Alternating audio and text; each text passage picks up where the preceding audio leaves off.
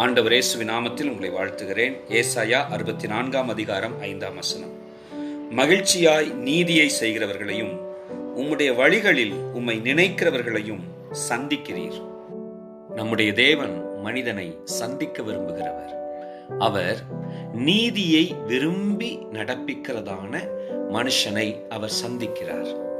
அவருடைய வழிகளில் எல்லாம் கர்த்தர் நினைக்கப்படுவார் என்று சொன்னால், ஆண்டவருடைய கற்பனைகளின்படியே வாழ்ந்து அவரை பிரியப்படுத்த வேண்டும் என்று சொல்லி தன் ஒவ்வொரு அடிகளையும் ஜாக்கிரதையாய் வேத வசனத்தின்படியும் ஆண்டவருடைய பிரியத்தின்படியும் எடுத்து வைக்கிற நீதிமானை அவர் விருப்பத்தோடே சந்திக்கிறவராயிருக்கிறார்.